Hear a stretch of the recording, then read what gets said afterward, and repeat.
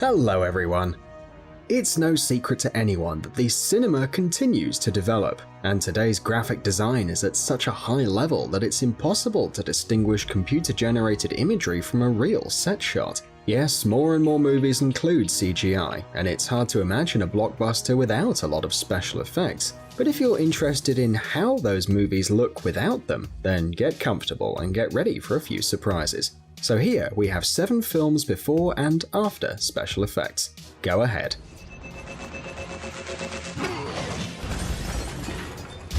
Game of Thrones. Attention, spoilers. If you haven't seen the 7th season of Game of Thrones, it's best to fast forward the video to the next movie or close your eyes and cover your ears for a couple of minutes. You ready? It's time to remember the incredible scene of the attack on the Lannister troops in the 4th episode of the season. If you saw the series, you'll remember the epic moment when a horde of Dothrakis, supported from the air by one of Daenerys' dragons, destroyed the Lannister army. It is said that these scenes were the most difficult to produce because, with the exception of the flying dragon, most images were recorded in real life. Yes, you heard me right. The creators of the series took the time to burn several doubles and explode the wagons with carefully placed explosives. The extras also worked the best they could, and look at the amount of fake ash that the specialists threw into the field to recreate the burnt earth. But we've moved away from the most important thing, since the cherry on top of this dessert is, of course, the dragon. In this case, the developers used several technical tricks to recreate the presence of a huge mythological dragon in the recording set. All the shots from behind the dragon were made with the help of special cameras mounted on cables and drones. Once obtained, a drawn dragon and a very real Emilia Clarke were added to the scene. The actress also had to record scenes separately, riding a machine created especially for the occasion. To be honest, the resemblance to a dragon is minimal, so Emilia had to play with her imagination and act as if she were actually traveling on a huge dragon through the airs of Westeros. Around the actress, there were not even fake clouds. The whole scene was filmed on a green background. A similar situation was experienced in the 6th episode of the season, where Daenerys and her dragon managed to save Jon Snow and his team. After the traditional indoor recordings, Emilia was able to participate in the open field scenes with the other actors, on an island in the middle of a frozen lake. But, as it were, you can see the dragon's huge green back. Exactly that was the point at which the protagonists were running, trying to save themselves from the army of the dead. Attraction. This Russian film, directed by Fyodor Bondarchuk, has generated different reactions to the characters and their stories. However, it is obvious that the computer design in this film is incredible, especially for a Russian film, a country that doesn't stand out for the great special effects in its films. Besides, it is the first Russian alien film and its creators made quite an effort. For example, look at this scene from the trailer. A huge alien spacecraft lands in a region of Moscow, destroying huge buildings, bridges and stadiums in its path. It's hard to believe that all this is the result of the work of graphic designers. But the destruction of buildings is not the only example of CGI in this film. There is a scene in the first few minutes of the film in which the protagonists await the beginning of the story, and all the scenes in the background and inside the spaceship, as well as the fights with the extraterrestrials, were recorded in a pavilion with a green background. According to the director, 50% of the film is computer generated. The only question is, how did the actors imagine the space visitors in order to realistically recreate the encounter with them? Logan.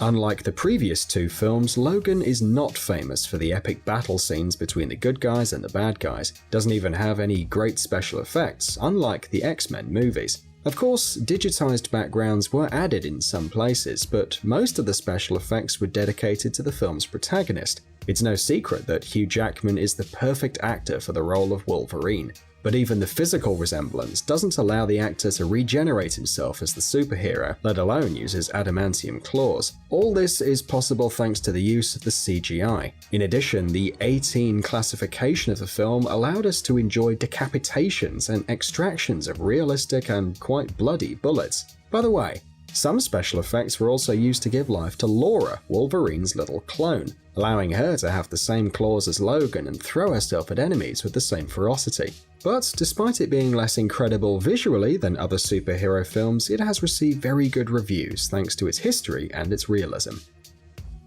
San Andreas. All the movies about catastrophes are full of special effects. It's obvious since no one is willing to destroy an entire city to create a 2-hour film about the destruction of humanity. For that reason, to destroy the state of California in the movie San Andreas, the designers had to work overtime to create more than 1,300 scenes with special effects for the movie. Among these scenes is the destruction of the Hoover Dam, which we had already seen in the movie Transformers, the fall of houses one after another, and best of all, a huge wave that ended up wiping the poor city of San Francisco off the face of the earth. No one would actually use real water to make these scenes today, but imagine for a second how many buckets of water you'd need. And of course, the movie wouldn't be complete if the developers didn't show the destruction of the Golden Gate Bridge. In our opinion, film directors have a special relationship with this bridge. Not in vain, we constantly see its destruction on the big screen.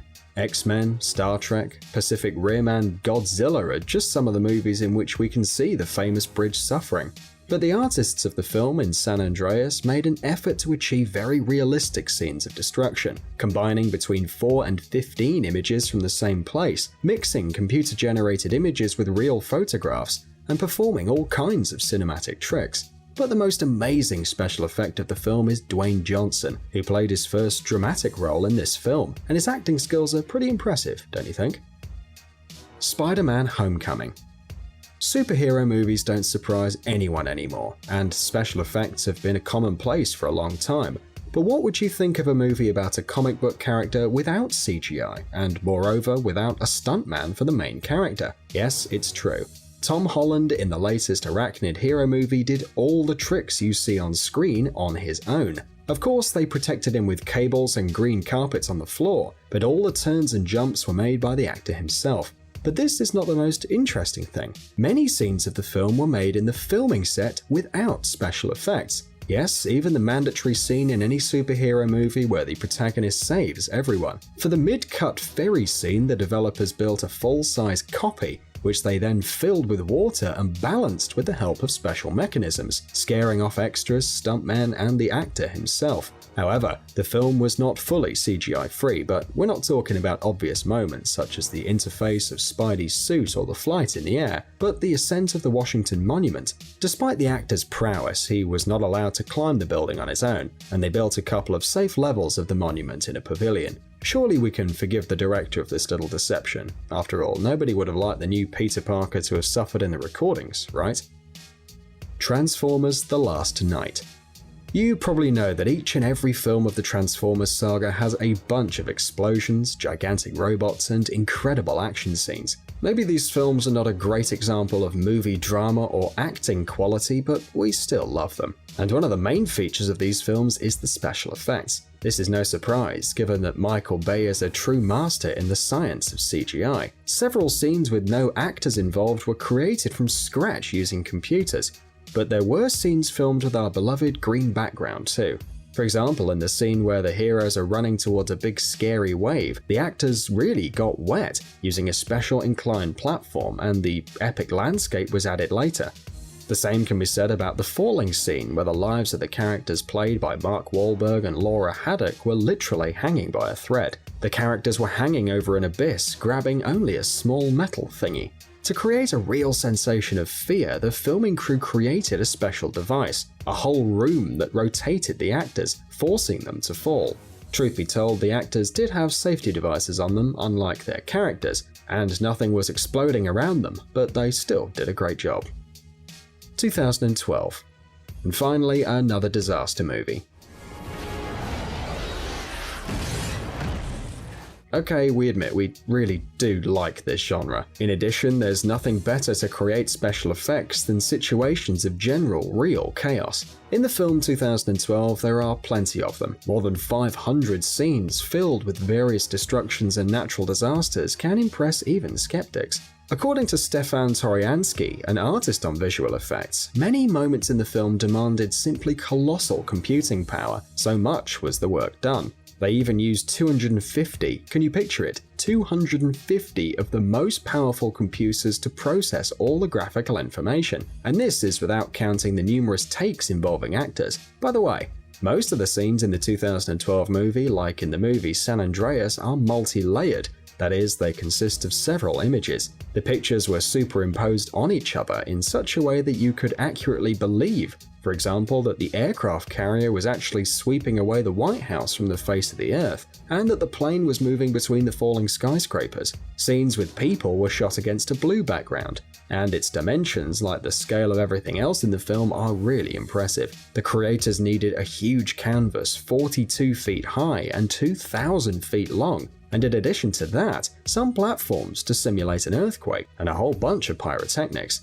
So if you want to spend an evening looking at the massive destruction of mankind, this is the film that you need. Well friends, we look forward to reading your comments on the video, and don't forget to give us a like.